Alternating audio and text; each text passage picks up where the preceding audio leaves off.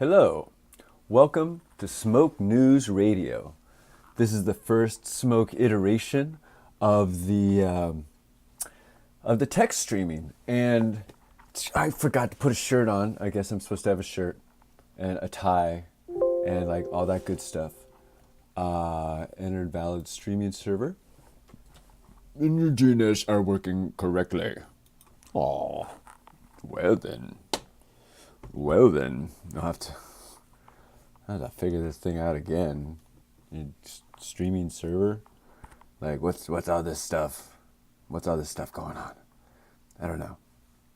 It's like trying to get it out there to the universe, to people. It takes a second or 4 or 5 streams. YouTube, right? This Facebook live stream. Oh. Cool. But like this should be working as we even have the internet still alive somehow. The internet's like, yeah, I'm holding it down. We have it going. So I'm gonna hit the stream button again because it showed up on the other side and then it went chonky. Let's see. Chonky. That's a new term. Oh, look, it stopped scrolling. Sweet.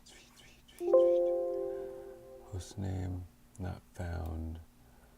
Invalid streaming server and your internet connection. Okay, so maybe that needs to be turned off. And then, okay, what about this? What about this action? Settings. Use Google DNS. Like seriously, this is like an adventure in just trying to get things working sometimes. You don't even know what it's about. So now the article's coming up. Now start streaming. Go, Roger, go.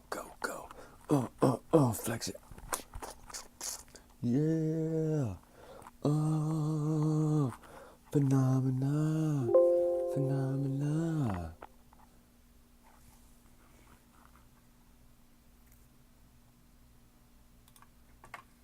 Well, I mean, like, it took the thing properly. So, it's like,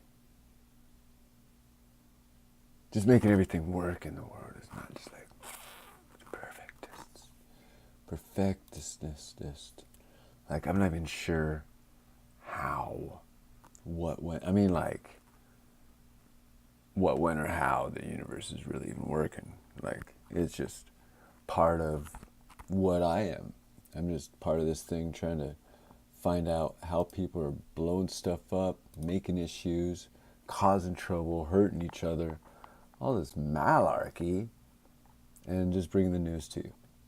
So let's see if we can get the stream part going. This is like show 45. Show 45. Show 45. Show 45. For show, to get the go, ping, get the pong, get the dong, gong, ing, and dong, and dong.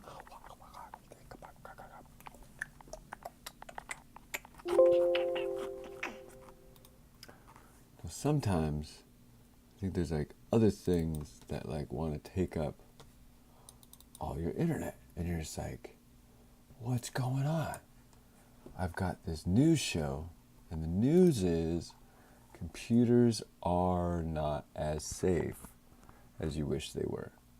There is so much other junk and such taking over that it ain't fair at all, really, to be,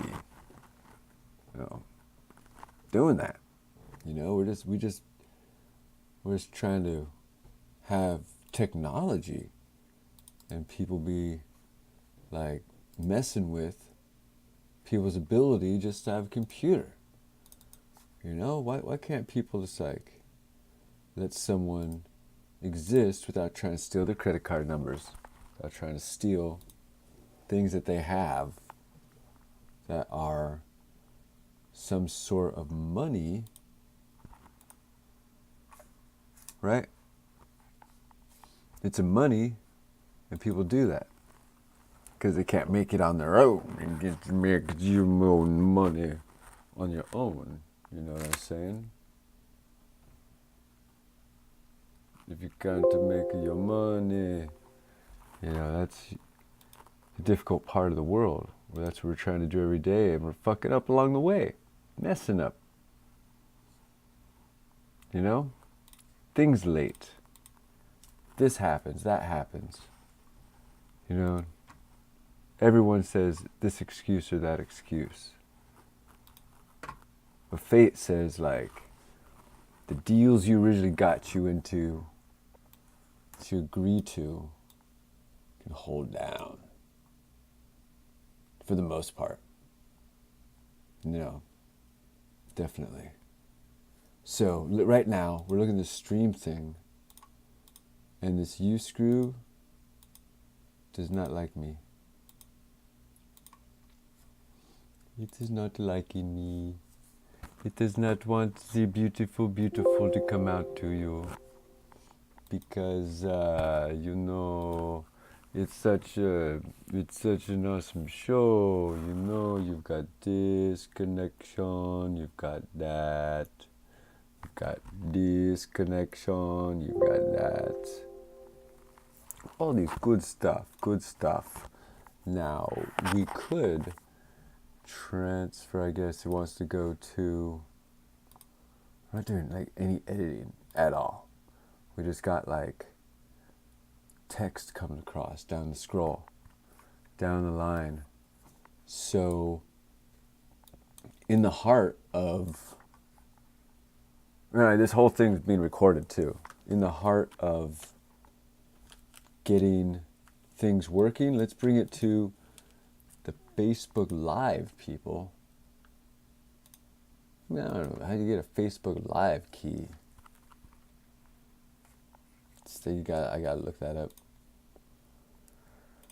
Man, that's just another thing to take over the computer. I'm just trying to run the computer at full speed. You know, I have this video recording software running through networks, through text, through overlays, through dancing and through jumping and through pushing the graphical processor unit to a lot. I mean, eventually I'll have you guys will see like, Jason, what's your computer running at? What, man? Everyone's just kicking butt down there. Burr, burr. See, if you keep them busy, they're happy. You gotta keep things busy. So if people are looking for news, it's on the video part on the side, that direction. Look, it's exactly where I'm pointing. It just isn't read yet because I wanted to stream it. That was the whole point. I mean, I could have done a blog talk show about reading news stuff. Department of Defense. Never mind Facebook. Google is the all-seeing big brother you should know about. Right? You know, I got all that, but I gotta add some more to something. You know, I gotta make it interesting for me. Fuck y'all. It can be fun for me. You know, if you guys can't keep up, then I'm sorry if your brain does not want to turn the gears that are there. So what are we doing? We're Facebook Live, huh? Wait, hold on. Okay. What do they call it? Facebook Live Stream Key? What's it gonna come down to? I don't know. You know, we've got this, we've got that, we've got numbers, you know, like this show comes with stuff you can read while you're watching it. It's right here. It's been recording because I hit the enter key? No.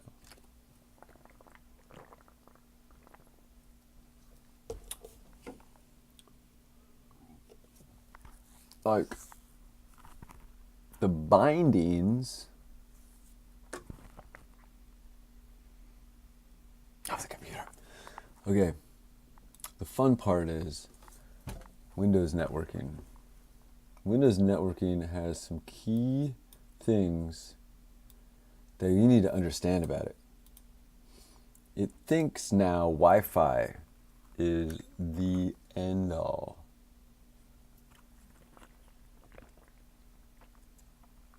Instead of going through the VPN first to ask the Wi-Fi. It's like these bindings it has. And so getting the direction of these bindings is really key. Because if you have the going to the wrong network first, then it's not going to like it. So right now it's even out of order.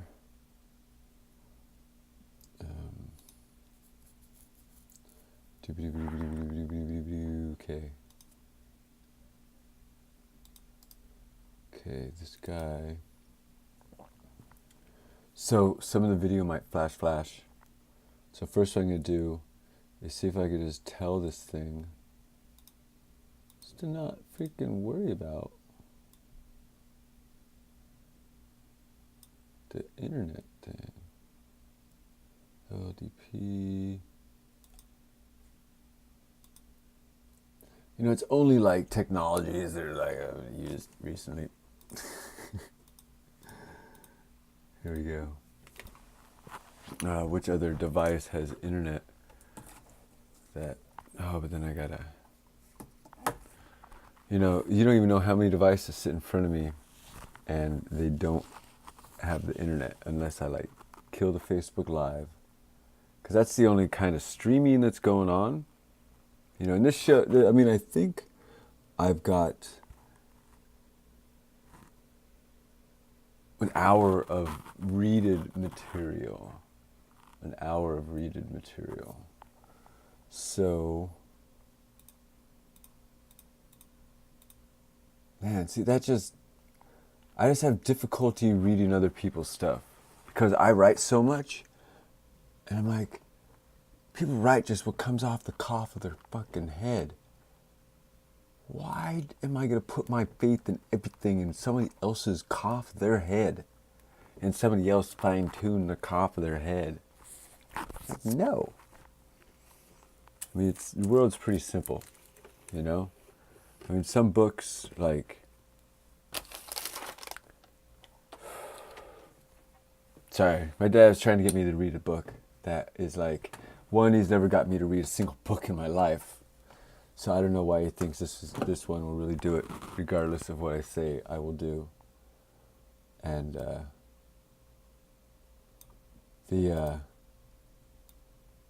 just making my own kind of books, like ones that have like all these facts and news stuff. It's like I read the articles. I mean, this could totally be muted. And look, you got articles on the side. Look, there's articles right there. Articles. Totally. If you're listening, you're not getting Diane Green's previously told staff that the technology would not be used to operate or fly drones at this moment. You know, that'll come on maybe in like... I really want to get that bindings thing working because I can stream it and get that blue.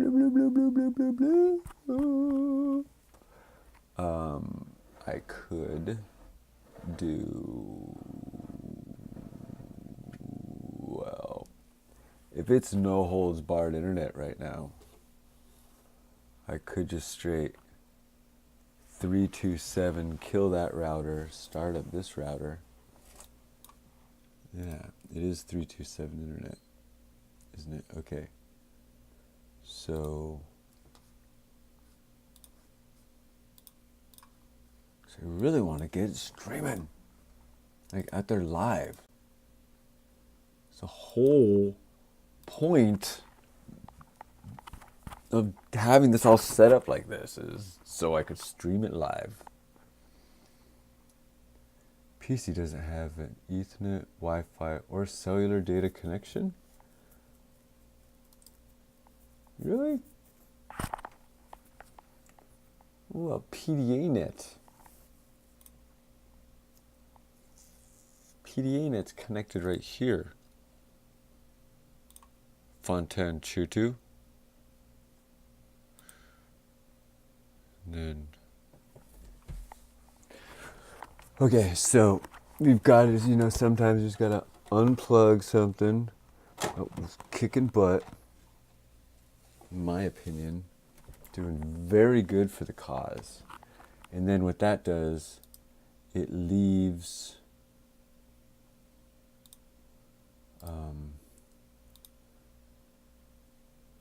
internet. Okay, yeah, I know the iPhone can't be connected yet because it doesn't see the hotspot yet. So, and sometimes Windows wants to behave. When Windows wants to behave, you're like, yeah.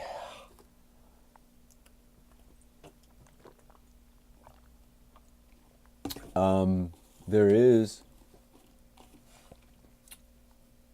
What's going on, Skittles? Nothing's really blocked.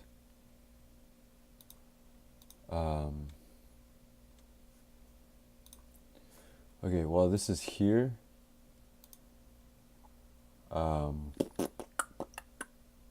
smoke distilled. Dude, there's a way to distill Google.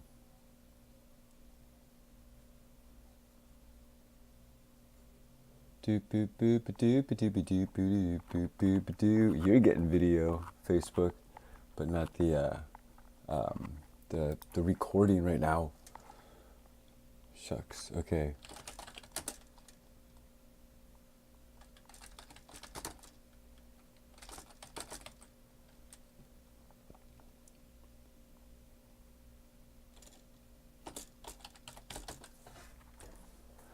Because it's like, oh yeah, that's here. Like, such an old Windows 10 keeps hiding like all the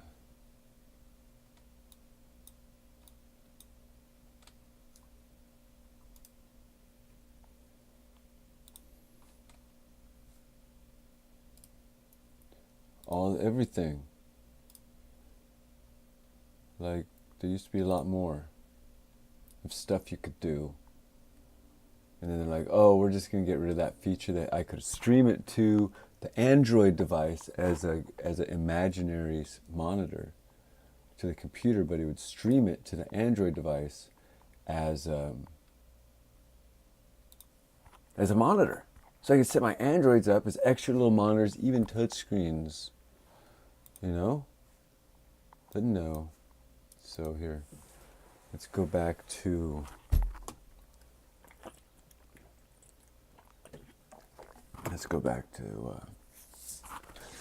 ye old Wi-Fi. And so this is just gonna be a recorded broadcast, pre-recorded, so I can edit and cut. So all y'all just getting the director's cut on this live night, this Firefly evening. Firefly canceled after one episode. Dun dun dun. Dun dun dun dun dun dun. Dun dun dun dun dun. Yo, take another look. Take another look. What you got?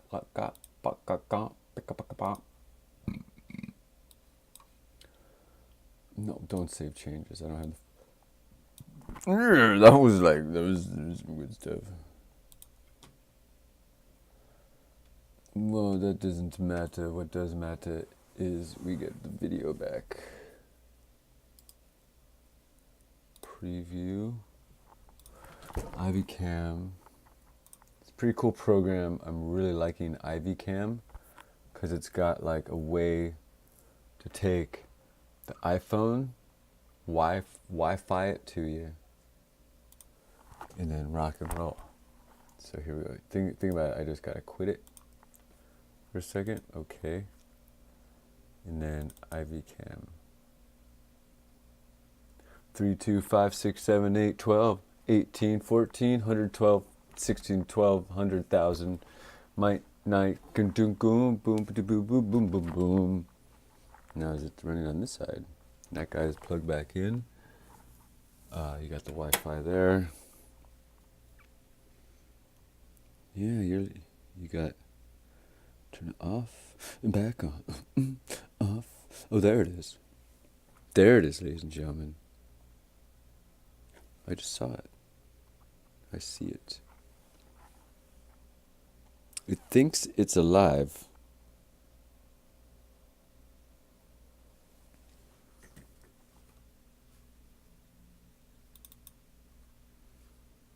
Okay.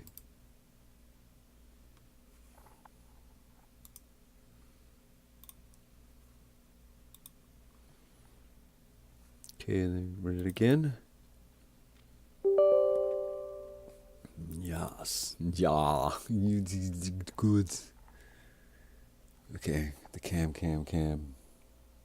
Found, oh, okay, I gotta press play button. Play.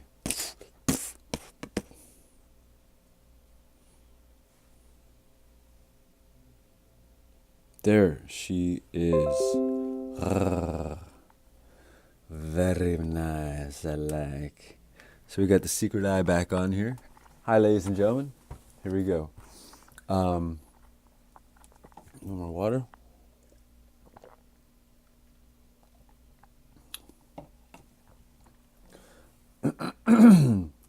Be it documented, at the great time of 1121, Jason hath begun reading half of a story that he doth found upon the internet, and he shall begin reading it, because it is scrolling in front of him, and he collected 17 news articles to read to thy people.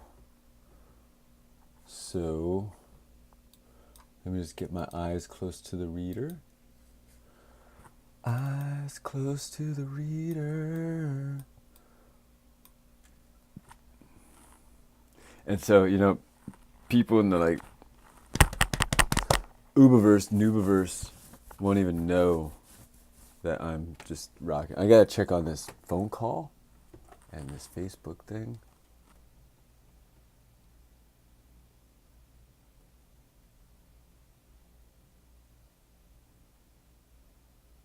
Alright, well. Yeah, the phone call is still going. The Facebook part, you guys got a preview or a choppy preview of it.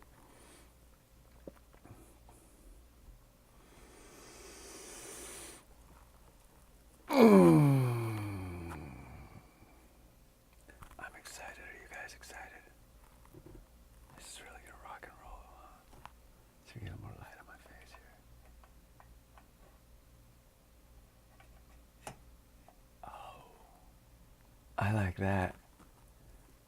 I like that a lot. Okay, so I have a way to change the scrolling right under a filter. And so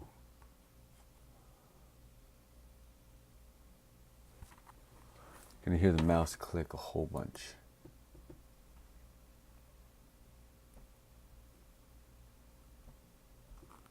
All right, here we go, ladies and gentlemen. Welcome to Smoke News Radio. We've got some good news for you today, bringing you some goodies. So let's get it going for you. We first have an article about Google coming down the run, and it's quite interesting what they be doing in those parts. See if we could zoom this ticker tape back up to the top. This is like the first episode, first broadcast. I've already done 20 minutes of getting to this point. Here we go. Not in the business of war. Google employees urge company to abandon Pentagon AI project. RT Publishing, published time 5 April 2018. Thousands of Google employees have signed an open letter urging the tech giant not to work on the U.S. government surveillance engine, which could use artificial intelligence to improve the targeting of drone strikes. We believe that Google should not be in the business of war. Therefore, we ask that Project Maven be canceled and that Google draft, publicize, and endorse a clear policy stating that neither Google nor its contractors will ever build warfare technology, reads the letter, which was published by the New York Times like Tuesday, someday. It's great that Google employees are protesting their company's Pentagon AI drone research, but that's hardly the only work Google does for militaries and law enforcement. What about Google's work with predictive policing contractors? What about the NSA? What about Google Earth, Keyhole? It goes on to describe Project Maven as a customized AI artificial intelligence surveillance engine that uses wide area motion imagery, data captured by US government drones to detect vehicles and other objects, track their motions, and provide results to the Department of Defense. Never mind Facebook. Google is the all-seeing big brother you should know about. It states that although Google's board of directors member Diane Green previously told staff that the technology would not be used to operate or fly drones or to launch weapons, it could still be used to assist in such tasks. The letter also cites the growing fears of biased and weaponized AI, while stating that Google is already struggling to keep the public's trust. This contract puts Google's reputation at risk and stands in direct opposition to our core values. Building this technology to assist the U.S. government in military surveillance and potentially lethal outcomes is not acceptable, it says. Marine Corps Colonel Drew Kukal, who is part of the U.S. government team working on Project Maven, said it focuses on computer vision, an aspect of machine learning and deep learning that autonomously extracts objects of interest from moving or still imagery. He added that the only way to develop an AI system to fit the needs of the government is to have commercial partners working alongside Pentagon officials. Now, what kind of load is that, son? You know, we've got everybody and their mom that wants to make an AI that wants to do its whatever it does better than us. So it's just like, we want to make something that can think better than you. And so, what you could do about it would just replace the humans. So, all right, let's move on to the next article, ladies and gentlemen. And we will find out at what stage it is scrolling at. That is half the fun with Smoke News Radio. It's just got to throw it together. And if you can read and reverse really good, then Facebook will help you out. And then you got the end of the story too. There it is. Oh, there you go. There you go. Ooh, maybe I should do that. So I'm learning this thing, Open Broadcasting Studio. It really rocks. Hey, hold on, mute. Oh, Blogtalk not muted. Sorry, guys. All right, here we go. Back on the regular audio system, coming in live and direct. Never mind Facebook. Google is the all-seeing big brother you should know about. Oh, I'm going to get a dial hooked up on this thing. Published March 30th, 2018. Cambridge Analytica scandal put Facebook through the ringer in recent weeks, losing the company $100 billion plus in stock value and promoting a global debate on internet privacy. Like, not in my bathroom. The social media giant was forced to apologize and overhaul its privacy and not sharing practices, but it still remains in the media spotlight and in the crosshairs of the Federal Trade Commission, which says it may be liable for hundreds of millions of dollars worth of fines. Apple's Tim Cook slams, whatever Apple. But amid all the fervor, one monolith entity has continued to harvest data from billions of people. Now who could that be, son? Who's that? The data gathering includes a precise log of your every move, every internet search you've ever made, every email you've ever sent, your workout routine, your favorite food, and every photo you've ever taken. And you have allowed it to happen to yourself for the sake of better service and more relevant advertising. Google is a big brother with capabilities beyond George Orwell's wildest nightmares. The capabilities are all the more chilling after Google's parent company, Alphabet, Inc. cut its famous "Don't Be Evil" line from its code of conduct in 2015. Everything you've ever searched for on any of your devices is recorded, stored by Google. It's done to better predict your future searches and speed up and streamline your browsing. You can clear your search history, but it only works for that particular device. Google still keeps a record of everything. Same goes for every app, extension you use. If it's connected to Google, your data is stored.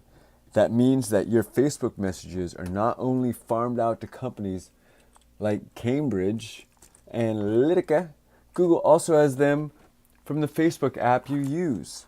YouTube, which is a Google subsidiary, also stores a history of every video you watch. It will know if you've listened to LinkedIn Parks in the End something so many times, conspiracy theory videos. Likewise, any file you've ever stored on Google Drive, any Google Calendar event you've attended, any photo you've stored on Google Photos, and every email you've ever sent are all stored. You can access, copy all this data by requesting a link from Google. There'll be serious consequences. Facebook could be fined millions for violation, consent deal, perhaps.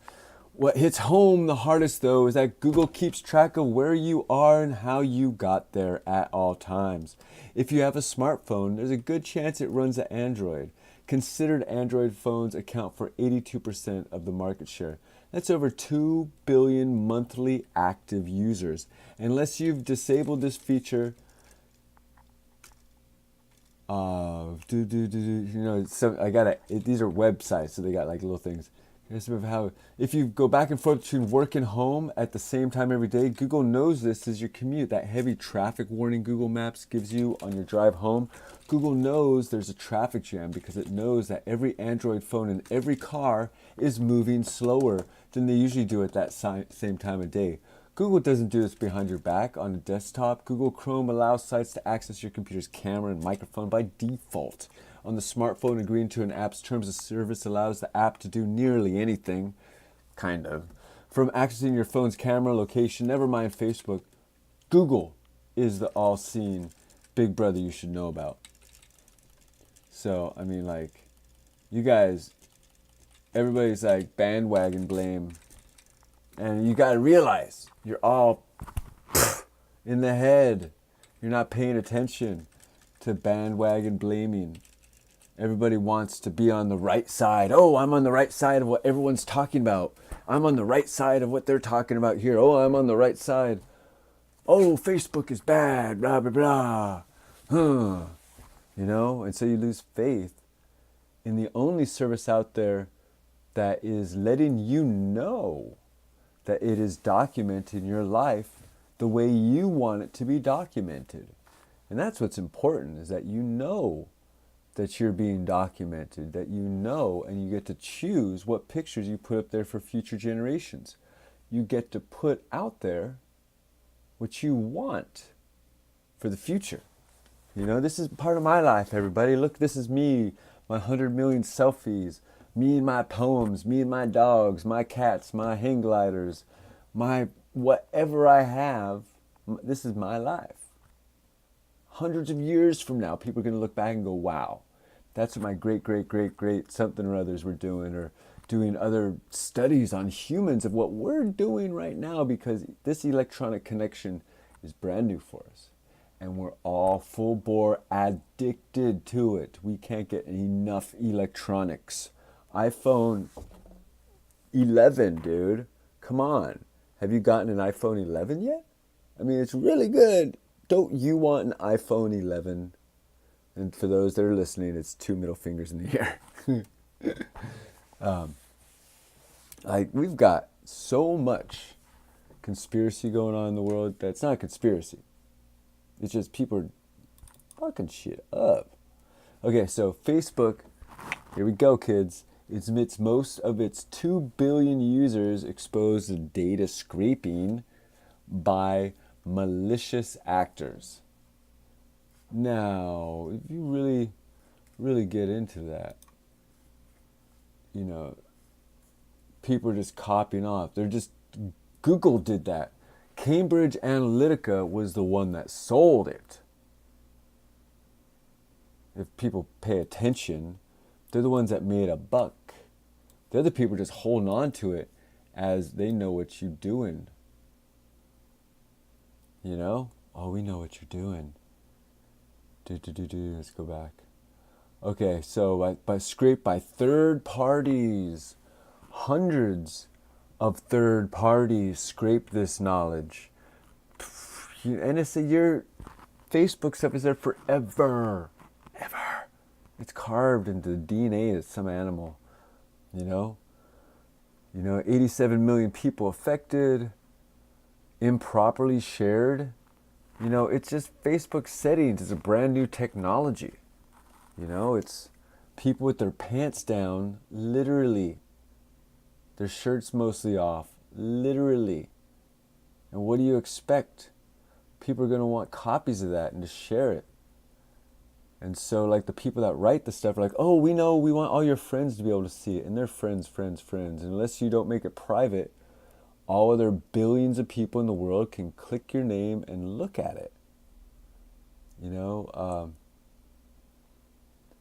Okay, then the fake users going in there and grabbing like the non-private stuff. And then there's the fake friends.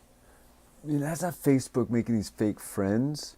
That's people abusing their system, to steal humanity's wealth. And that's our culture, that's our existence, is our wealth. And the fact that we can document our existence means that we are far more richer than we've ever been. Humanity is documenting itself. Okay, Facebook scans for abuse, for keywords. Like, you gotta know this stuff when you type. Like, they detect known child exploitation imagery, so they look for skin. All these pictures with skin and titties. Is the child's skin like a different color or something? Like, oh, we're only going to be able to detect the child's skin. Only the child's. That's the only ones that we're here for. The ones, and then it's under the guys. Everybody's for the kids. For the kids, motherfucker. There's so much. Stop the pain. Stop the killing. Like, stop the killing with the killing. I just want to cluster fudge everybody in the head. If you don't think you're already cluster fudge, you're in a really nice oblivion bliss. I like it. Yeah, because you gotta ignore their cluster block. Look at this hand while they hammer Facebook. Like, they say it lost money because of that. But I don't know. Russia aims to boost gold reserves, increase sales to India and China. Published April 4th, 2018. An arm of Russia's largest lender, Sberbank CIB, plans to move more than double of its gold sales to India this year and sell more of the precious metal than forecast to China. Its head of global markets, Andrei Shmetov, told Reuters. Today with China is more active this year than the bank originally expected. According to Shmetov, Sberbank plans to upgrade an initial sales forecast of 20 tons of gold to China in 2018. It has already sold 14 tons to Beijing in the first quarter alone. Last year, it supplied 5 tons of gold. The bank also plans to deliver 25-30 tons of gold to India in 2017. Sberbank sold 10 tons of gold to the world's second biggest consumer after China. Purchases for sales to countries such as China and India go through the bank's Swiss branch, while most of Sberbank's CIB gold purchases from Russia gold miners stay within the country. Shmetov said, within Russia, Sberbank will keep its 2018 gold purchases flat at 100 tons. including 64 tons bought from local gold miners. Smirtov welcomed the central bank's effort to boost the volume of gold traded on the Moscow exchange. It is important that the central bank is supporting the Moscow exchange. We, as a transparent company, are advocating for an open market. He said, I believe that the central bank itself wants an open market trade which may boost liquidity. The world's largest gold buyer and the third largest producer, Russia, has substantially increased purchases in recent years, including gold mined in the country.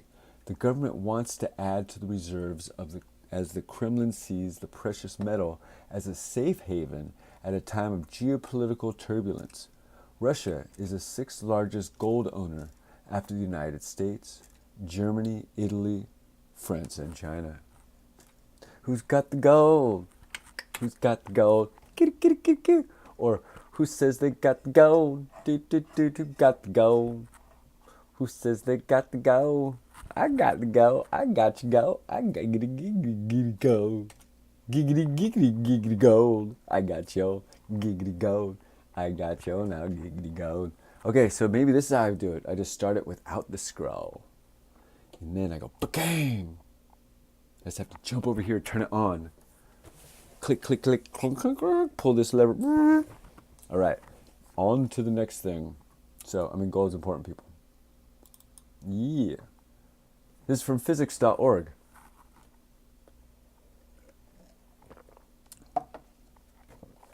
March 11th, 2018, physics.org. Citizen scientists track radiation 7 years after Fukushima, March 11th, 2018, by Sarah Hussein. Japanese priest Okano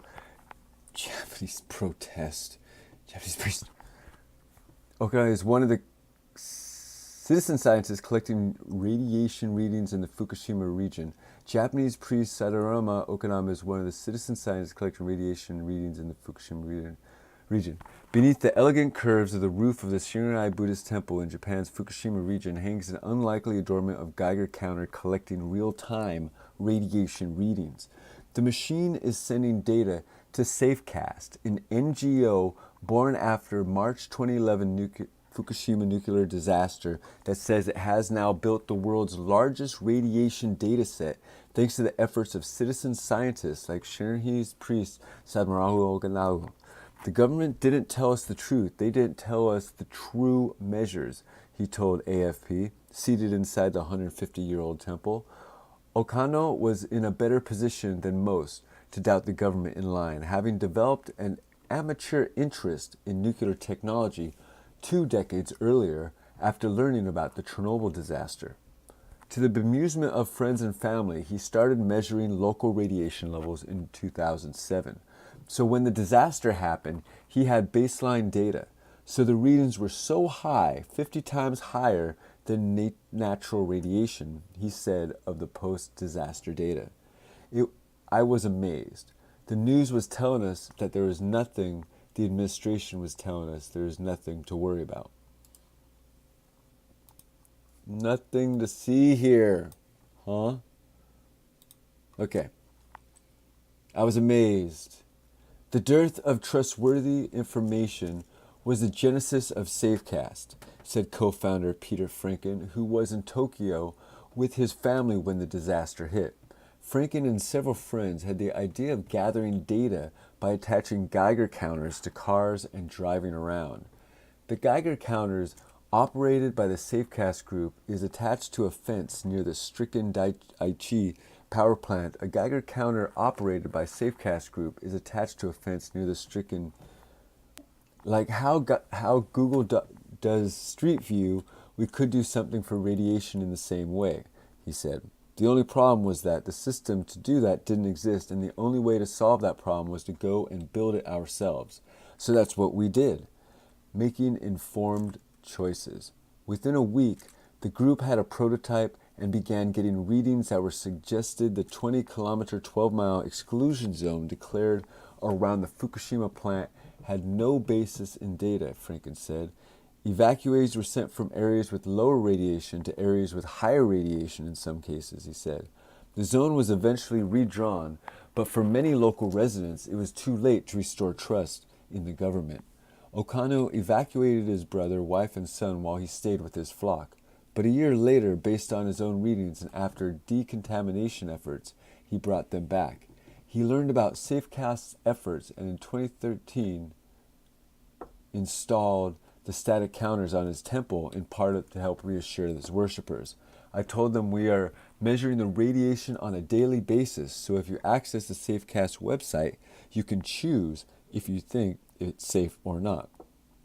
Japanese teacher Noriro one time I worked with SafeCast to teach his pupils how to measure. All right. I don't have the length of this one dialed in yet. Let's do. Really? It didn't like it with 5,000? Okay, well. Okay, so there we go. These guys are putting up radiation counters all over Japan and driving around and measuring them. They've got like them in their cars, their Wi-Fi, they're like techno, they're like, we're going to figure out what's going on. So these SafeCast devices are going to be coming out all over the place. Like, oh, you just gotta check it out. It's going to be really cool. I'm so stoked. All right, let's keep forward momentum. Okay. We are not in a trade war with China. Lost it many years ago, Trump says.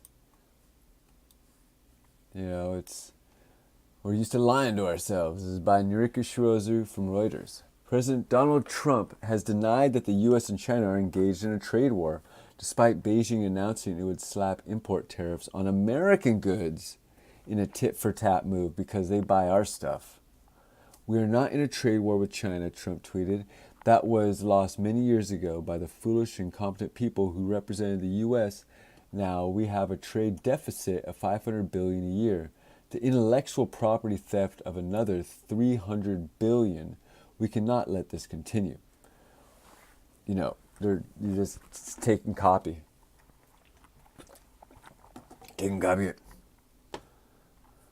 It's that war was lost many years ago by the foolish or the incompetent people who represented the U.S. Now we have a trade deficit.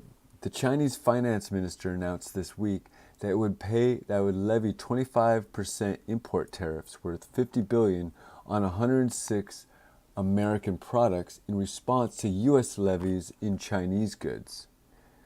Products targeted include soybeans, automobiles, chemicals, and aircraft.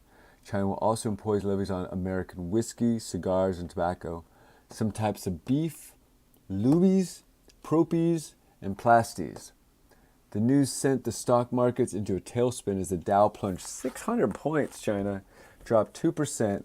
Soybean futures have dropped 3.7%, while the U.S. dollar and Chinese yuan are extending early losses. When you're already $500 billion down, you can't lose. I don't know about that. Chinese markets are weathering the storm better than the American ones. The Chinese government's decision to retaliate was made after the Chinese markets closed for a week. No, guys, no more trading. No, for a week. The Chinese levies come after the U.S. Department of Commerce announced 25% import tariffs totaling $60 billion on some 1,300 Chinese goods aimed at curbing unfair trade practices.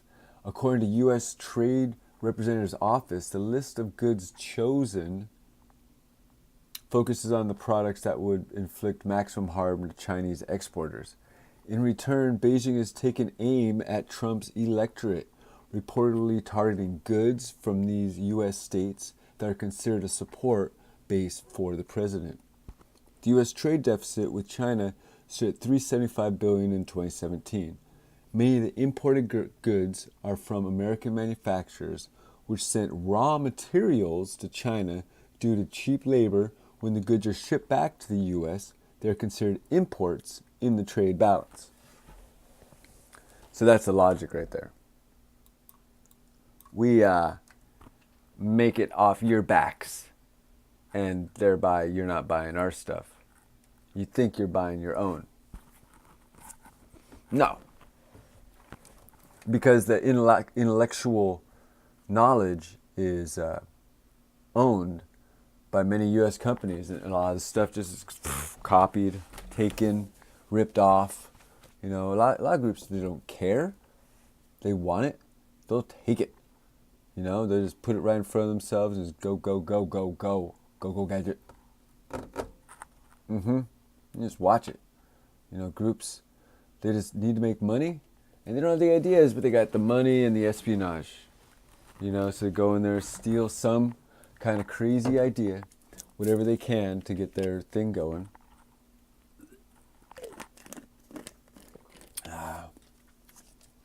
Because people got to make money. It's a competition game. And, you know, really it's important to keep going. And you need a competition. It's good to have competition, especially in products you're selling. I mean, there's companies that they make their own competition. They're like, we'll make the same product slightly different by a different name. And then we'll advertise that, no, ours is better than that one. No, ours is better than that one. You know, wait, they're the same freaking product. You know? Some people just want, like, the edge. They want to have the whole market. No share. There's no share in the word market. That's the biggest lie there is. Just move. Let's keep the pace going. No share in the market. Software.net Ren's report. Chinese army hacker. Army. Yeah, it's a huge hacker army in China. And here's a little information about who's and who's. The information has become unmasked. U.S. cyber warriors recently named Major General Liu Xiaobi as the current head of China People's Liberation Army. General Staff Department, 3rd Department, 3POA. Major General Liu is known an entity who has tried to remain hidden within few photographs of the cyber war leader released by China. The only available photograph, Major Liu, was published by a Vietnamese press outlet, Tinhua24.vn. General Liu is a former vice president of the Chinese Institute for Strategic Studies and is known by insiders as a specialist on encryption technologies. He became one of the top tier of the 3POA during the late 2008 and later emerged from the shadows as its leader in 2012. The 3POA headquarters complex includes a 24/7 watch center in Zishan Mountains. The 3POA was reportedly staffed with as many as 130,000 personnel working in the general headquarters staff. The operational bureaus and the 3 research institutes reported to have disbanded or rebranded into Chinese Army Cyber Army Corps, called the Strategic Support Force. General Liu's status inside the Strategic Support Force is not presently known, but it is clear that his influence on its origin and his leadership of major components of the Chinese Army cyber warfare units, now in the SSF, is significant. Major General Liu also served with Major General Meng Xinheng in the formation of the final structure of the Chinese SSF formation. Major General Meng Xinheng, the new SSF, is composed of many former 3POA units, including the 56 research units based in Wuxi, the Chinese Army's oldest supercomputer research site with connections to virtually all other Chinese Army, Air Force, and Naval commands. The 61786 unit in Beijing, which appears to be the Chinese Army Defensive Information Security and Protection Command. The 61398 offensive hacker unit based in Shanghai, which targets the U.S. and Canada. The 61785 unit, which has substations located around China for radio tracking, finding, and communications intercepts. Members of the 16785 3rd Unit have participated in hacking attempts on Androids and Windows operating systems. The 61565 hacking unit based in Beijing, which is directed towards cyber operations against Russia. The 61726 hacking unit based in Wuhan, which is directed towards cyber operations against Taiwan and Southeast Asia. The 61046 hacking unit based in Beijing, which is several attached language bureaus designed to operate against Europe, the Middle East, and Africa. The 61221 unit located in the Summer Palace in Beijing appears to be an administrative and reporting unit for the POA leadership. The 61886 unit located in Beijing, which appears to be responsible for the POA headquarters and command computer systems. The 61672 hacker unit located in Beijing, which is heavily staffed with Russian-speaking operators, suggesting that Moscow is the target. The 61486 unit headquartered in Beijing has units in and outside of China for the monitoring of satellite and space communications. The primary force for attacking the U.S. is a 61398 unit, also formerly known as the Second Bureau. The 61398 functions as the main formation for attacks on U.S. political, economic, and military assets. The 61398 main offices are concentrated in Shanghai, although one may be in Kunming. The 61398 units have been detected. All right. And that's as far I can get on that article right now.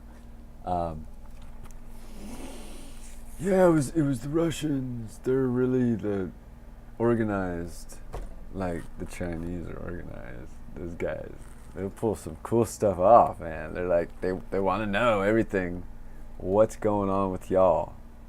All right, let's keep the ball rolling. All right. Tempe, Arizona voted to shine a light on dark money in politics. Then the state stepped in. By Josh Keefe, 4218, Newsweek. The Arizona legislature passed a bill that protects anonymous political spending Thursday. Less than a month after Tempe, Arizona, residents voted overwhelmingly to increase transparency on that type of spending in local elections. The battle between city and state opens a new front in the national debate over so-called dark money in politics. It's also the first time a state has moved to ban local governments from shining light on secret spending. Dark money is money spent on influencing voters that can't be traced back to a donor. While parties and candidates must disclose the sources of their donations, those disclosure requirements don't apply to some types of independent groups spending money to influence voters. This type of spending is most consequential at the local level. Experts say because since local elections are relatively cheap and receive little media coverage, ads or mailers backed by just a few $1,000s of dark money can easily dominate a campaign. More than 90% of Tempe voters cast ballots for amendment to the city's charter requiring all groups spending more than $1,000 on local races to disclose their donors in March. The amendment aimed to eliminate anonymous political spending by independent groups, a type of spending often dubbed dark money, and local elections. In response, the Republican-controlled Arizona legislature passed a bill last week that bans local governments from requiring non-profit groups, the most common dark money vehicles, to disclose the source of their funding. The bill, which passed both chambers on strictly party-line votes, is headed to Republican Governor Doug Ducey's desk. I'm a candidate. Every donation that comes to me, I need to report, Tempe City Council member Lauren Kuby, who spearheaded the effort, told Newsweek.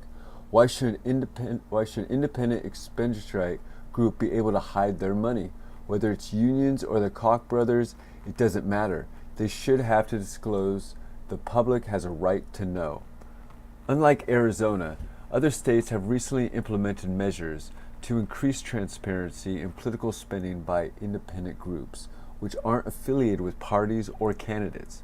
Thanks to the U.S. Supreme Court's 2010 Citizens United decision, these groups can spend an unlimited amount of money on elections, so long as they don't coordinate with candidates and their parties.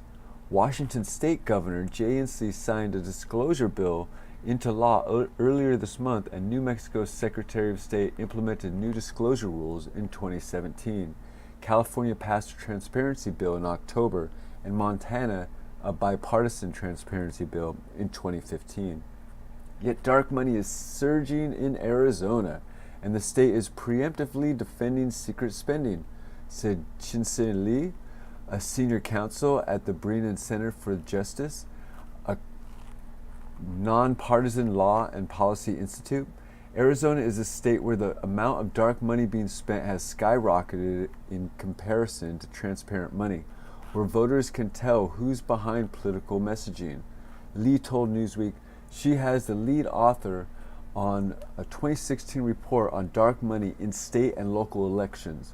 Lee and her co-authors examined spending in 6 states and found that fully transparent political spending in those states accounted for 3/4 of spending in 2006, but declined to just 29% in 2014. In Arizona, the change was particularly dramatic. Dark money accounted for just 35,000 in 2006 elections. By 2014, that figure rose to more than 10 million. Despite this surge, and maybe because of it, Arizona is singular is trying to keep in the dark. Like, where's that money coming from? Whose money is this? Who's paying for this? Is the sign. Who's paying for this? How'd we get organized? Why is someone spending all this money to organize people in all these places? Doop-a-doop-a-doo. You know, it ain't cheap to bring all these marches together. Nuh-uh. I was doing the Million Marijuana March. That was a whole bunch of people, just like kittens showing up. What are we gonna do? Let's hike to the police station, 2001, 2002. Just, what are we gonna do? I don't know, we're here, Dana Beal, this really great guy, put out like posters and got the word around, and it just, it's rocking. But then when we get down to it, it's like, what are we really gonna do? Like, is marching done in the face really how to do it, or a party? Because we know how to party. Yeah. CDC, baby. These are the rarest forms of nightmare bacteria, CDC says. Unusual forms of nightmare antibiotic-resistant bacteria detected in 27 states. More than 200 rare antibiotic-resistant genes were found in nightmare bacteria tested in 2017, according to a vital signs report released Tuesday by the U.S. Centers for Disease Control and Prevention. I was surprised at the numbers we found, said Dr. Ann Shusha, Principal Deputy Director at the CDC. The report focused on the new and highly resistant germs that have yet to spread widely. Still, a variety of resistant germs can be found in every state. 2 million Americans get infections from antibiotic resistance, and 2,300 die from those infections each year.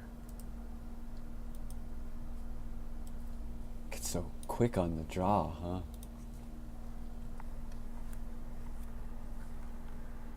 Antibiotic resistance, an old problem with new ramifications. Testing 5,000 isolates of antibiotic-resistant germs from hospitals and nursing homes, the CDC found that about 1 in 4 had the gene that helps spread its resistance, while 200 contained an especially rare resistant gene, she said. During follow-up screening, nearly 1 in every 10 contacts also tested positive, meaning unusual resistances has spread to other patients and could have continued spreading if left undetected. Shushat said it is unknown how frequently asymptomatic carriers spread the disease to uninfected people, she noted. This wasn't just a problem in 1 or 2 states, Shushat said, adding that the 221 rare genes were found in isolates gathered in 27 states from infection samples that include pneumonia, bloodstream infection, and urinary tract infection. Because this wasn't the first year of testing for rare genes, the CDC does not save trend data. She said she hopes this won't be the beginning of an inevitably march upwards. The new report highlights the work of the CDC's Antibiotic Resistance Laboratory Network, formed in 2016 to help detect antibiotic resistances in healthcare, food, and community. The world is running out of antibiotics. The World Health Organization says in 1988, health officials in the United States learned that some germs within one family of bacteria, Enterobacteriaceae, could produce an enzyme capable of breaking down common antibiotics. By 2001, the germs had begun to evolve, becoming more resistant to carbapenems and other antibiotic drugs. These carbapenem-resistant Enterobacteriaceae, or CRE dubbed nightmare bacteria, by the CDC spread rapidly in the U.S. around the globe. Today, the CDC promotes aggressively containment strategy that includes rapid detection tests and screening for reducing the spread of antibiotic resistance. CDC estimates show that even if only 20% effective, the containment strategy can reduce the number of nightmare bacteria cases by 76% over 3 years in one area. Shusat said researchers raise hope for a gonorrhea vaccine. It's been an hour, huh? Smoke News Radio. Dr. Jay Brutler, Chief Medical Officer for the state of Alaska, said Tuesday that the report suggests what we do can make a difference. While public health officials concentrate on containment protocols, each of us can help limit antibiotic resistances by keeping our hands clean and disinfecting cuts. The CDC... I can go wash my hands.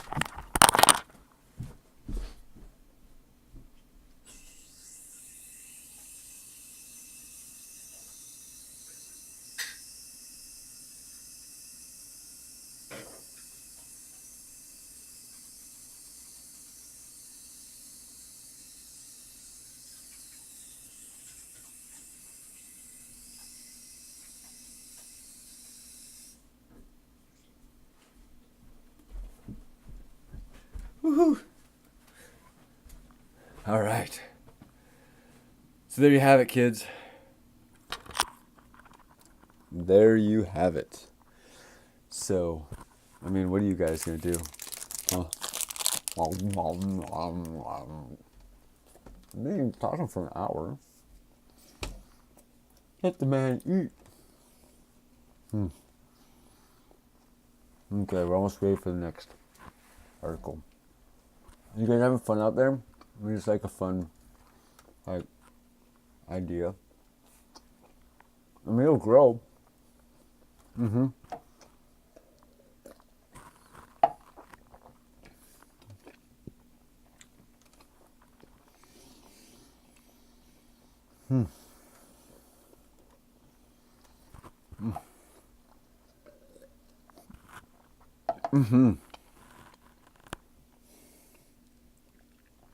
And I gotta smoke a joint after this too, right? And then there's sleep, and then there's wake, and there's work, and there's shower, and then there's shave. Okay. Smoke News Radio. Test run number 1, or episode number 1. Here we go.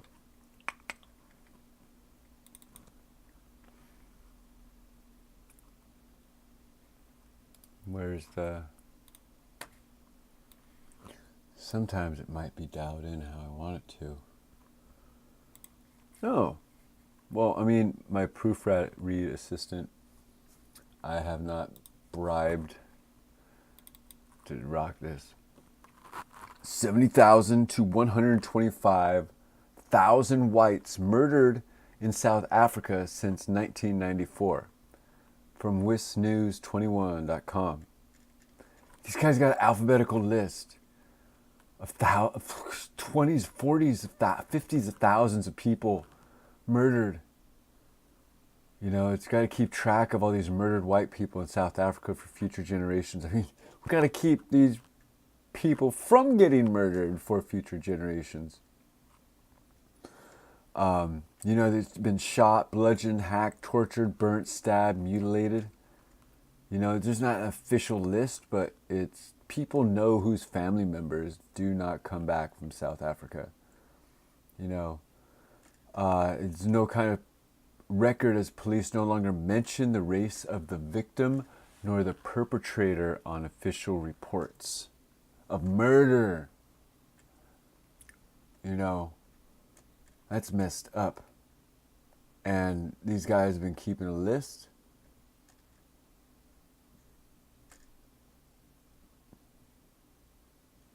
And he has a list of, it's also a tax mixed in with it. And it just, like, people dying.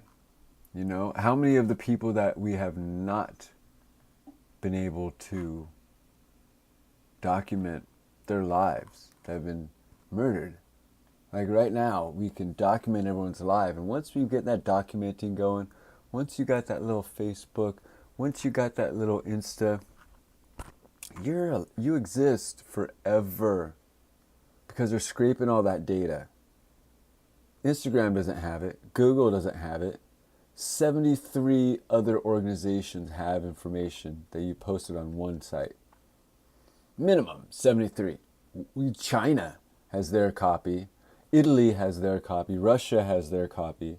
Let alone each country state gets their copy, right? So these things are actually real. People don't want to, oh, I can't look at that. I can't believe that. Don't believe the lies. Murder is really sucks.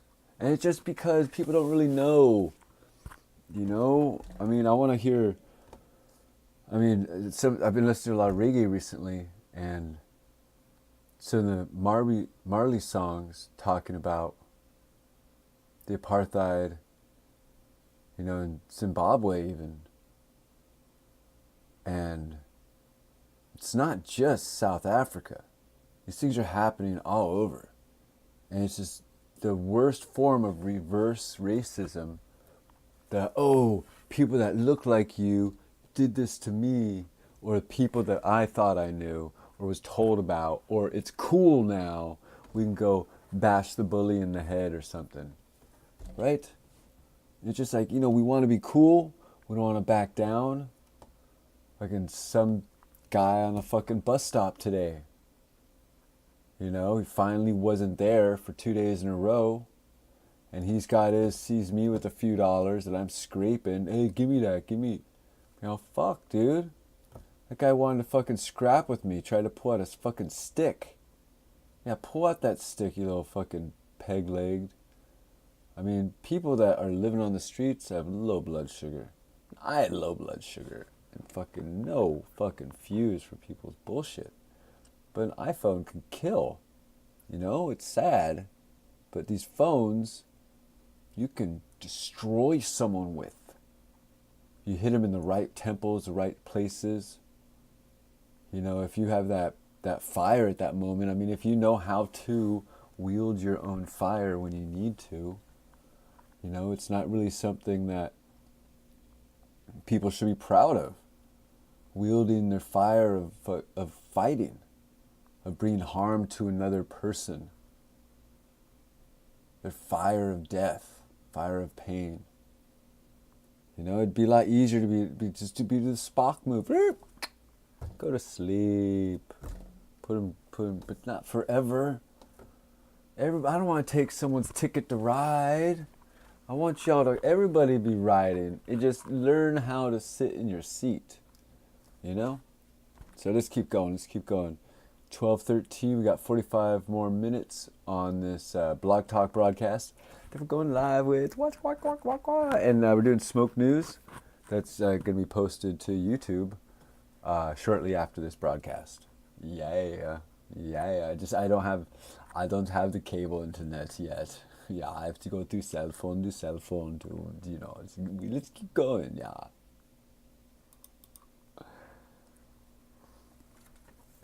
Dark splotches on Venus could be signs of life.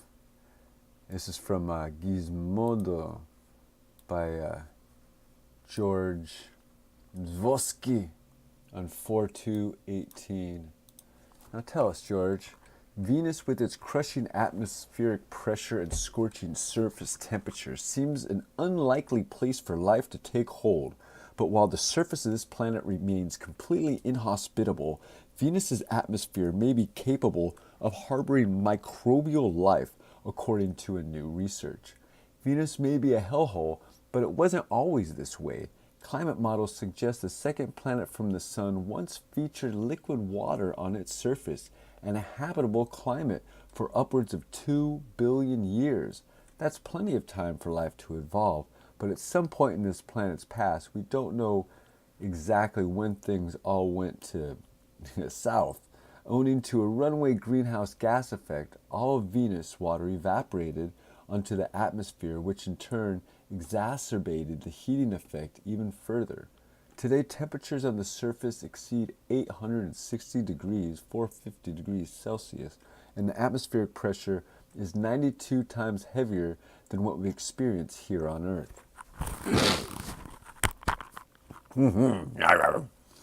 In life, if life emerged on Venus during its 2 million-year window of habitability, this cataclysmic turn of events likely wiped out every living creature, large or small. But as new research published this week in the science journal Astrobiology points out, there's another possibility. Some microorganisms may have retreated to the clouds where environmental conditions are surprisingly stable and downright balmy. Today, this research suggests we can see these surviving microbial blooms as dark blotches on Venus's lower cloud layer. The lead author of the new study, Sanjay Limne of the University of Wisconsin-Madison Space Science and Engineering Center, isn't saying there's life on Venus, but the new paper of self-described hypothesis article suggests we should look for signs of life in the planet's cloud tops. The idea that life might exist in Venus's clouds is nothing new. Astronomer Carl Sagan first proposed the idea in 1967, following the astrobiologist David Grinspoon in 1997. This line of inquiry largely stalled due to the lack of evidence, but a 1999 paper suggested conditions at higher altitudes would freeze but not kill microbial life. A 2004 paper concluded that chemical conditions in Venus's clouds fall within the bounds of habitability, namely at the layers between 48 kilometers and 52 kilometers, where temperatures fluctuate 0 to 60 degrees Celsius. Atmospheric pressure hovers between 0.4 and 2 Earth ATM. The clouds are peppered with life-friendly compounds such as sulfur, acid, aerosols, and carbon dioxide. And then there's Venus, strange dark splotches which were first detected by astronomers nearly a century ago. When viewed in ultraviolet light, these dark patches exhibit traces of concentrated sulfuric acid and other unknown light-absorbing particles. These patches persist for days, frequently changing shape and contrast. As the new paper points out, it just so happens that some microbes on Earth are capable of thriving in acidic environments, feeding off carbon dioxide and producing sulfuric acid. Similar conditions exist along Venus cloud tops. We also know of bacteria with light-absorbing properties. It's conceivable that massive conglomerations of these airborne microorganisms could explain the enigmatic dark patches on Venus. Finally, some microorganisms on Earth, mostly bacteria, get swept up into our atmosphere, where they can stay alive at heights reaching 25 miles, 41 kilometers. Perhaps something like this happened on Venus, and the microorganisms have been hanging out in the clouds ever since its oceans boiled away. This idea is not as crazy as it sounds at Surikar, a high-altitude salt lake in northern India. All right. And then just chunked that article. So I was still figuring out how to get all the articles proper. This is a first run, dong, dong, dong, dong, dong, dong. And here we go. Being cash-free puts us less at risk of attack. Swedes turn against the cashlessness. Sweden's central bank governor has called for public control over its payment system. Others say a fully digital system is vulnerable to fraud and attack. It is hard to argue that you cannot trust the government when the government isn't really all that bad. This is the problem facing the small but growing number of Swedes anxious about their country's rush to embrace a cash-free society. Most consumers already say they manage without cash altogether, while shops and cafes increasingly refuse to accept notes and coins because of the costs and risks involved. Because Until recently, however, it has been hard for critics to find a hearing. The Swedish government is rather a nice one. We have been lucky enough to have mostly nice ones for the past 100 years, says Christian Engström, a former MEP for the Pirate Party, an early opponent to the cashless economy. In other countries, there is much more awareness that you cannot trust the government all the time. In Sweden, it is hard to get people mobilized. There are signs this might be changing. In February, the head of Sweden's central bank warned that Sweden could soon face a situation where all payments were controlled by private sector banks. The Riksbank governor, Stefan Ingves, called for a new legislation to secure public control over the payment system, arguing that being able to make and receive payments is a collective good like defense, the courts, or public statistics. Most citizens would feel uncomfortable to surrender social functions to private companies, he said. It should be obvious that Sweden's preparedness would be weakened if, in a serious crisis of war, we are not decided in advance how households and companies would pay for fuel, supplies, and other necessities. Sweden at war. Yeah, with Muslims invading, news doesn't always have to be bad. Indeed, the relentless focus on confrontation, disaster agnotism, and blame risks, convincing the public that the world is hopeless and there is nothing we can do.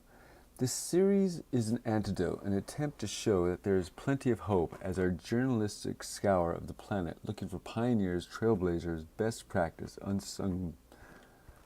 What?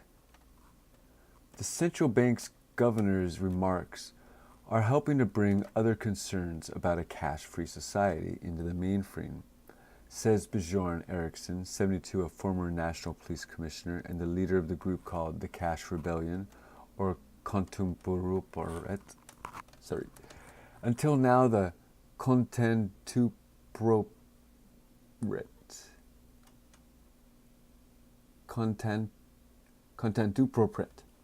has been dismissed as the voice of the elderly and the technologically backwards, Eriksson says. When you have a fully digital system, you have no weapon to defend yourself if someone turns it off. If Putin invades Sweden's largest island, Gotland, it would be enough for him to turn off all the payment systems. No other country would even think about taking these sorts of risks. They would demand some sort of analog system. In this sense, Sweden is far from its famous concept of lagom, just the right amount, but instead is 100% extreme. Eriksson says, by investing so much faith in the banks, this is a political question. We are leaving these decisions to 4 major banks who form a monopoly in Sweden. No system based on technology is invulnerable to glitches and fraud, says Matthias Shakarek, 29, a digital security consultant. Yet Sweden is divided into 2 camps. Okay. It's like, the power goes out, you're going to be like, here, connect your device to mine to transfer me money. But how do you do that securely? Here, I carry $100,000 in my little digital thing.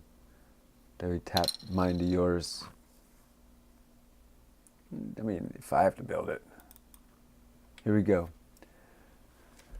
New study provides yet more proof of Saudi state sponsorship of ISIS and Cold War remnants. This is from The Zero Hedge by Tyler Durden on 4/4/2018.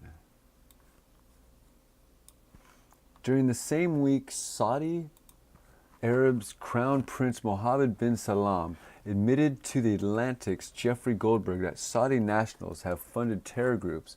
A prominent Georgetown University counterterrorism expert and field researcher has published his findings based on extensive interviews with former ISIS members, which identifies Saudi Arabia as a key source of the now defunct Islamic State's prior rapid growth.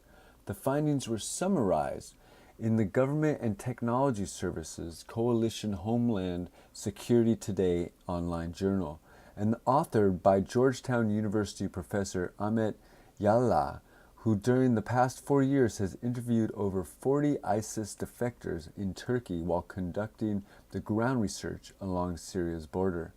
The majority of the ISIS shakims, imams, and teachers who were preaching in ISIS-controlled territories and schools were from Saudi Arabia. These documentation on Saudi Arabia's role in financing global jihad has been abundant over the past years of war in Syria and Iraq.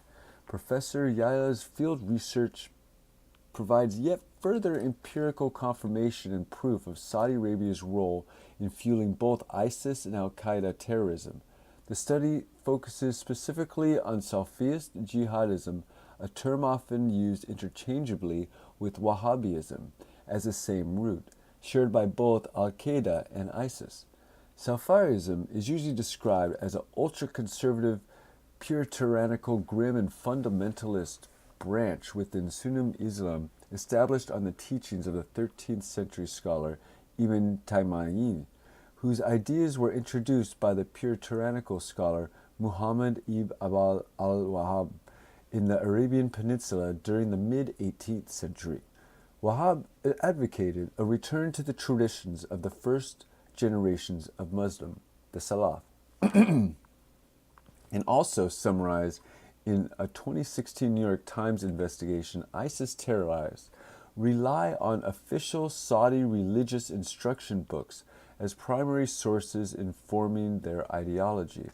Professor Yallah writes, ISIS and Al-Qaeda appropriate foundational texts of al-Wahhab, including the Book of Monotheism, Kitab at-Tawhid, in their curriculum, in their Sharia ideological training in military camps, online training, and school systems they control.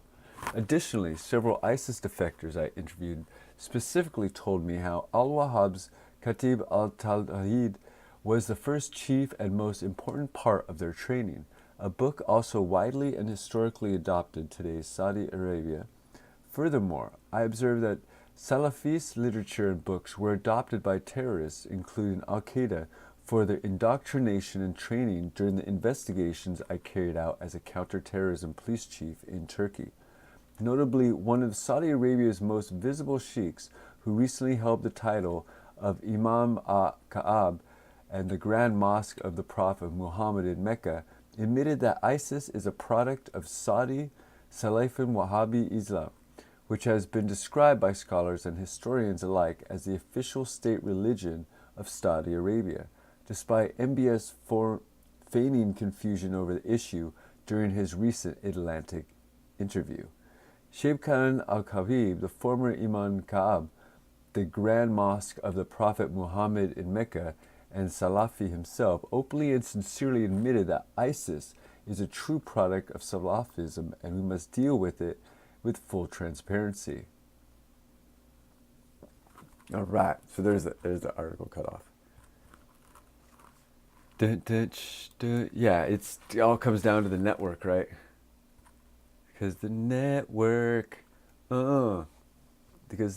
it's owned, that was like 1976.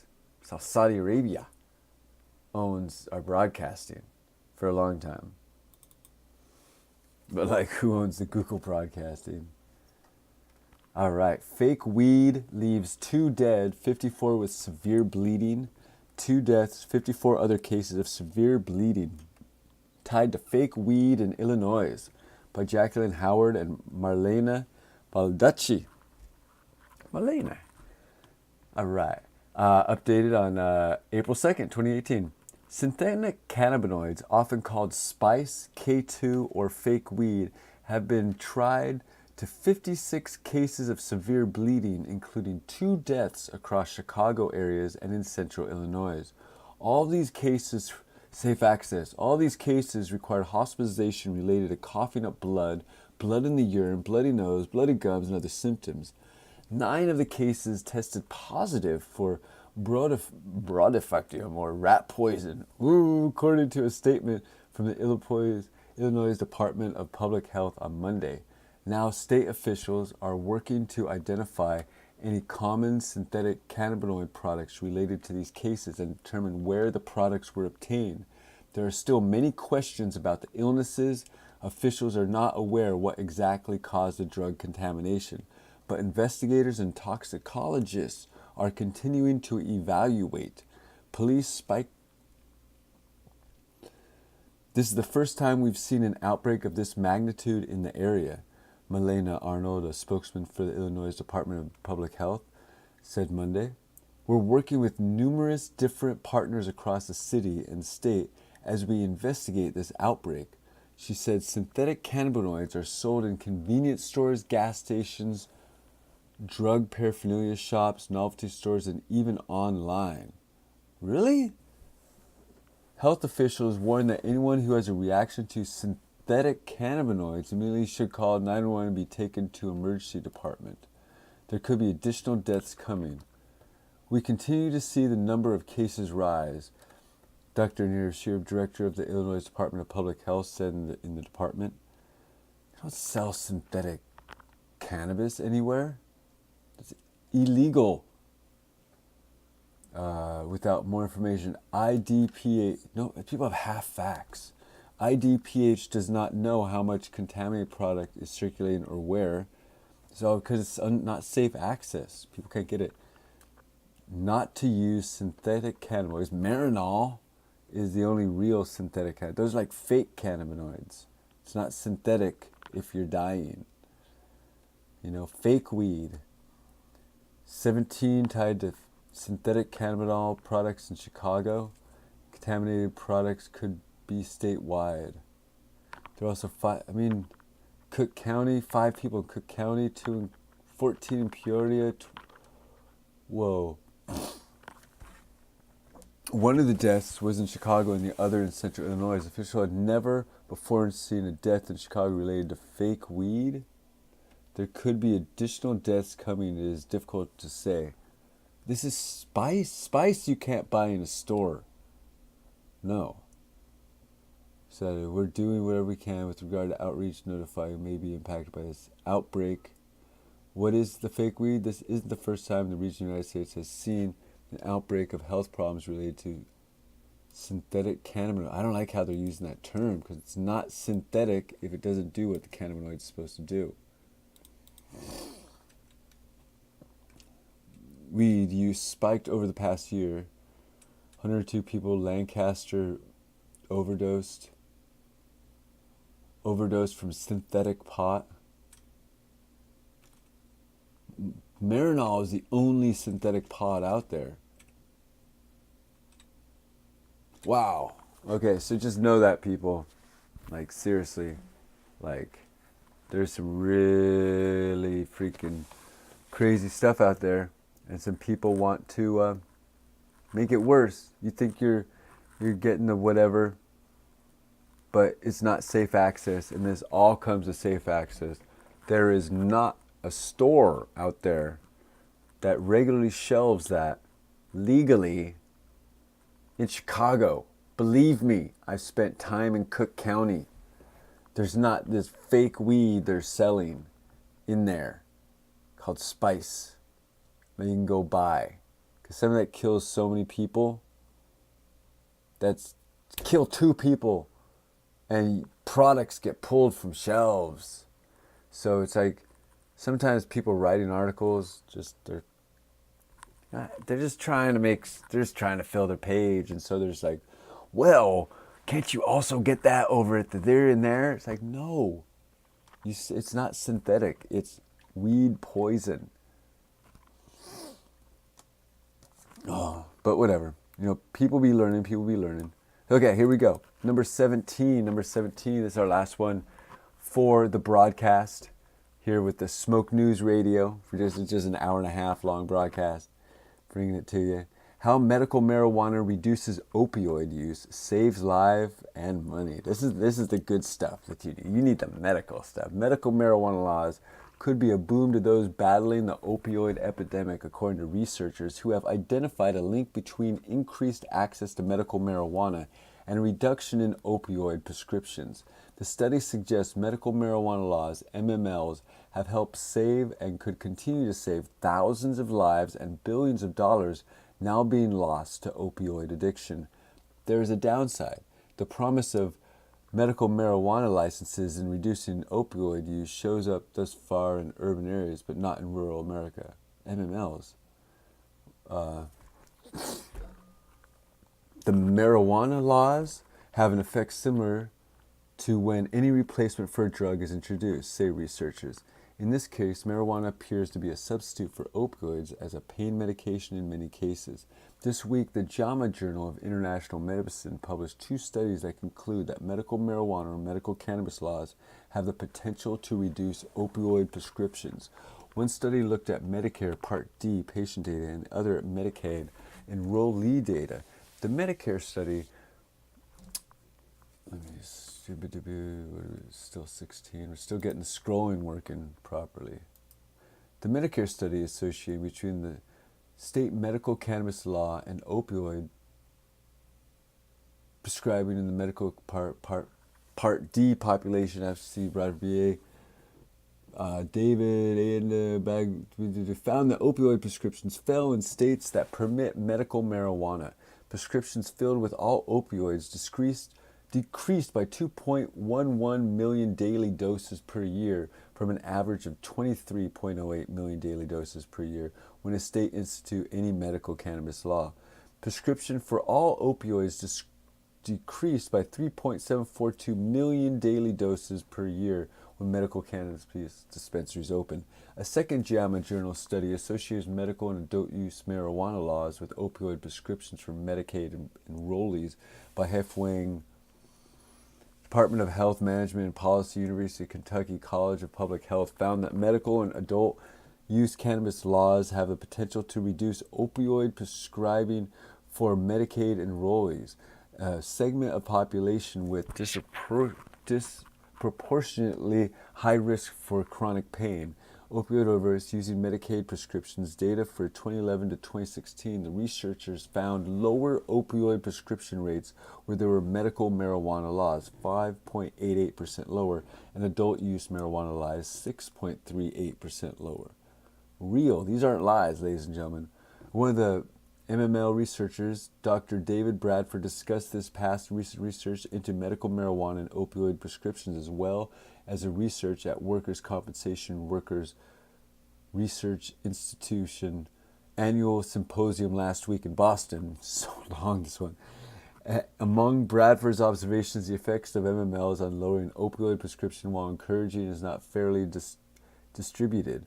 All this is happening in urban areas. We can find no benefit in this or any of our studies in the rural America, as if often the case. People in rural sections of the country are getting a little left out from innovations. Bradford is the George D. Busby Chair in Public Policy of University of Georgia and former director and founder of Center of Health Economic Policy Studies of the Medical University of Southern California, whose mother is this and father is that and neighbor's name is that.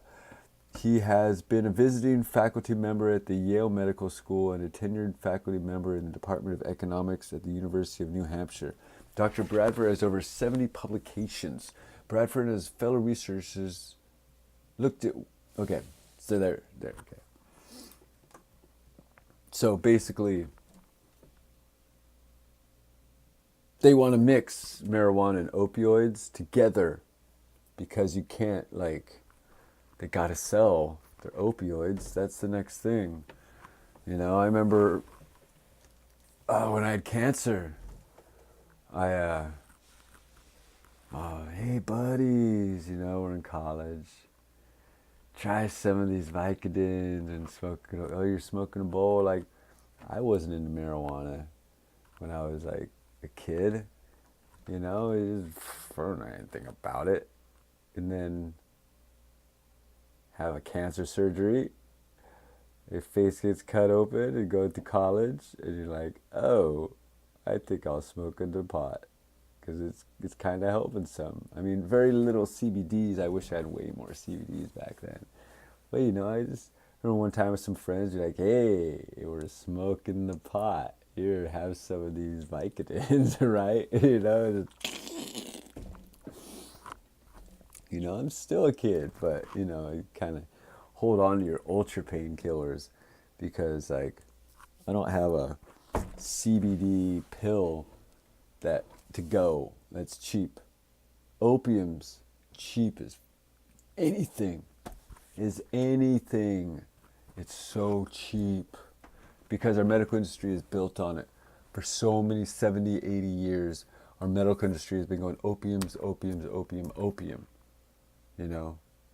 So we've just refined it. We give pot 70 years, CBDs will be like perfect. Be like, oh wait, bone regeneration, regrowing. I'm living a long time. So I'm loving it. So here we go. I'm gonna close out the Smoke News Radio YouTube part of the show and continue on with the blog talk and the what would you guys call this? And the making of, or the commentary, or I'll talk about it afterwards. So thank you guys for checking out the news. Smoke News Radio. Wah! Pulling it together. Peace. All right, there we go. We're back. Still recording video because this goes in like the extra like director's cut version or something. I'll just get all the other parts together. So the other thing was an hour and started at 24 minutes. Was it 2015? Maybe 16. Hour 16 for 17 stories. And that's kind of cool. And I really threw this together too. Like, I just had to do this because might not have funds for the Smoke Rules Radio tomorrow. Even though this is radio, it's still on TV, on TV, on TV, on TV, on TV. It's still broadcasting out there to the people because the people are fun. The people be fun, people be fun, people be fun. So yeah, I'm using this open broadcasting software that is pretty cool, and I've just got to figure out a way. I think I even got it somehow to not scroll, because the last few parts of the show, the words weren't halfway through. I'm like, whoa, that's super cool, because it keeps putting it all the way through. So I've got like a little USB dial thing that I'll dial it in some more or something. Maybe connect that macro to speed it up, pull it down, some way to have instant access to the scroll speed or the scroll reset speed. Because if I can reset it the second I come in. Because this is, I'm not professional. This software is open source. This is not like high paid software. People that put this together took them some time, and I'm really stoked. Yeah, I'm really, really stoked. Just kind of want to still add. You cannot trust the government. The Swedes. The Swedes are just such the nicest people. It's the nicest people, and they're just like, let's just Muslim invade them. Like, let's just take in a million Muslim males. Like, where's all the bitches? Where's the girls? Where's the babies? Where's the children? Where's the grandmothers, grandparents? No, they take in all these military age men that are freaking... The Swedes are burning some of these guys' villages. They're raping people. All these men, they need to do something. For some reason, someone bought them all a plane ticket and gave them all some clothes and said they were from Syria or something. You can't prove. The only way to prove is through genetic profiling. Genetic test. Oh, you're from Chad. Oh, you're not who you say you were when you came in. There is genetic information in all these people that shows that they're not from where they say they are. So, thing is, this country already has had its invasion. This country is based on cultural invasions constantly. We've got every country coming here at some point in mass to get away from their BS, to get into more. We're still recording. To get into a world, to get into their free land.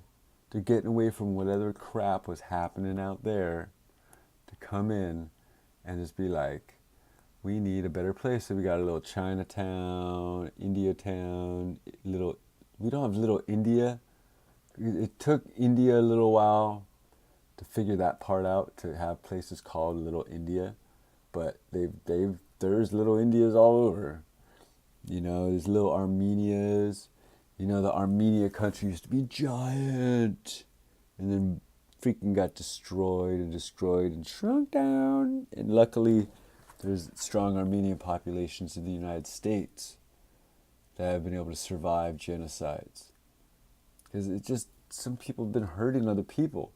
And the thing is, you can't genocide the United States American, because the American is a whole bunch of different culture possibilities. We're this guy, we're that guy, whatever. We're all in the melting pot, and we're like, all right, how can we mesh and get along and not have one dictator tell us what to do? Now, people, you're all robots. You're all going to take what they force into your face over the media. You're going to be like, all right, this is what we push down your throat, because it's just like, lame. This is our way things have got to be. There's one dictator controls the rest of the genome. One human or a handful of humans controlling the genome of the country. The genome. People got to realize that it's by affecting people's health, by taking out people who dissent. There's by Genghis Khaning. By spreading one's way forcefully upon a populace. We're so deformed. We're so messed with and hurt by ourselves over and over, repeatedly. It's lame. Why can't we just get along as humans? And just be cool. But it's just some people want the warring, some people want to win, some people want to keep pushing the hate. They push the hate. They just want to push the hate. Don't believe the hate. Don't live in the hate. Don't believe the hate. Don't believe the hate. It's if that's what someone bases everything on, is just other people's hate, other people's junk. That's what it is. It's junk. It's ugliness. It's stuff that doesn't make your life any better to hear someone else's anger without them freaking projecting. Is that it? Projecting? Because that's what they do. They're just projecting their anger on other people and forcing their, oh my God, you know what, this happened with this, and oh my doo. What do you think? Aren't you upset? Aren't you upset? People say things to put you in their emotion. And it's difficult. That it is. Hey, I got 10 more minutes. 10 more minutes. There you go. Radio World, you heard that. 10 more minutes. Like I said, this one's going a lot later than I probably would regularly do it. and have it over by freaking midnight for sure. But I gotta do the Monday thing, because if I'm doing the Tuesday and then do the rest of the week, that will that'll give me the rest of the week to do stuff, to get it over with right away. Get through the news, collect them during the week, because there's a lot of prepare that goes into this thing. It's not just like real simple. A lot of researching, a lot of looking at stuff, a lot of having an opinion of what is important that people need to hear. Because there's things that people need to know about that they don't know they need to know about. They don't know they need to pay attention to. But it's just, I don't want to be one to force content into people's face. You know, like, hey, you must know this whether you like it or not. It's like, you know what? Hopefully someone in your close circle can research and find out truths and facts out there. But forcing stuff onto someone that isn't receptive to something, you get nowhere. If someone's receptive to it, you get somewhere. You know, like if they're open to it, it's like, oh, I'm in the right mood, I'm in the right zone to accept this or to open up with this. Whereas the pushing, the sensationalism, where it's like pushes on your senses, like on your skin even, through words and the TV, things that will make you so upset, to piss you off. And they use that. They're media professionals. Professional. They know how to manipulate your mind and your attitude, and they'll say and put the wording into the news articles or the topics however they want. However they want to make you feel. If they want to make you feel like a really awesome person, there'd be like encouragement. They'd be like, hey, I know you're doing good out there in the world. There's some people we're going to talk about that aren't doing as awesome. We still got to know about them. But let you know, you the viewer, you mean, come on, you're awesome. I want to give you a big hug. Thank you for being like really nice, a good neighbor. They were maybe trying to keep it down at one, but freaking broadcasting to many people at one, you know, is not the best. When you have people and freaking paper walls. Paper walls are not very good for a broadcasting studio. And I was trying to make something so I could be more quiet in here and put up like soundproof stuff. But it's all budget. Like, who's got that budget? You know, I got some what I got, and I could roll it together and I could put it together, but then when it's gone, I don't got it, you know. When my car is window shopped, I don't got it anymore, you know. When I'm living out of a car, I don't got this, what we're looking at right now. Like, this is not working homeless. Bam. This is freaking manual labor, mofos. And it's holding it down because I've got to freaking hold something up here. So I can put all these electronic devices together for y'all. So you can have some fun and be like, yo, look what Jason could pull off. That y'all, like, could take some tips. Because, you know, I think this is really cool. And I wish I could do this in high school. I was in a TV video class in high school too, and that was cool. But it was like the video toaster. That was cool. I mean, this when it was like an Amiga or something. When it wasn't like whatever it is now. Like this software, this OBS software, was awesome. I just gotta give props out to it. Also to the IV Cam for giving me some video. That's super awesome, and I will buy your program soon. You know, I'm working it. And I want to appreciate everyone for listening, for making it through this far, for doing everything that you guys do, you know? Because I don't know what people do. I just is like, do whatever you're going to do. Just don't hurt my world. You know, it's pretty simple. Like, ask anybody in Fukushima. Do what you want to do, but just don't kill all the fishies. Don't make the fishies sick. You know, don't make the people sick. Don't zap us with invisible radiation. We don't mind what you do. Just don't hurt anybody else. The animals, earth, people.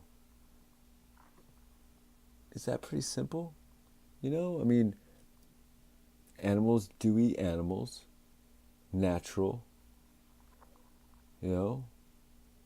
So it's just like, when vegetarianism becomes a law, people that need fat, oh man, like I absorb and destroy fat. Like, I've realized that that's one of the reasons I like meat, is because it's got fat in it. And that's just like, I like that stuff. The meat part is all chewy. But the fats are, oh, we've evolved on, you know, and the vegetables and the berries and the mold or moss or mushrooms or all these things we've evolved around. And some of our food's pretty gross out there, but we're here. We've made it through all this stuff. And we've got to keep getting past this thing over here, because that's the big kicker. One plant, cesium pumped into the ocean. That part makes me sad. I mean, yeah, the ocean will clean itself. You know, we Earth has killed everything off in the ocean before, and it'll do it again. Just, you know, we make it less easy for the other creatures. The other creatures, they don't get a chance to survive, because like humanity's like between a rock and a hard place. These creatures are, you know, humanity and the earth, and you're like, hey, we're trying to live. This creature's trying to eat me. This creature trying to destroy the surface. This creature's trying to destroy the water. You know, destroy make everything toxic. Like, how can we figure out how to live in unison? All these other animals, they've figured out how to live in unison. They've figured out how to fit into all the other creatures. You know, and the balance takes a little time. But humans, we don't take our time. We just do things. We just get on it, and we just make it happen. We don't wait generations and generations and generations.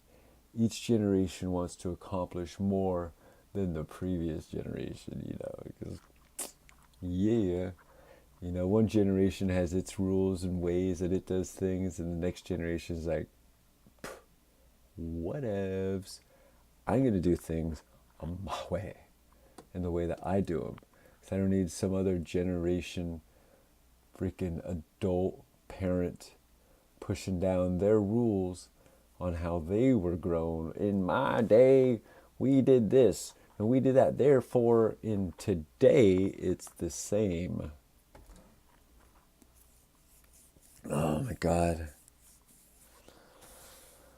Well, if it weren't for parents, there'd be no counselors, right? Isn't that it? You know, parents mess you up enough. They instill all their loves and fears into you. All their loves and fears. Things that they love and things that they're scared about. You know, it's no mean to, it's just naturally what we do. And as babies, we absorb. That's what we do, things around us. So just try to give all our love to everybody. You're all the babies out there. I love you very much in the world. Keep having a really, really good night, good morning, or whatever time of day it is. You listen to Smoke News Radio.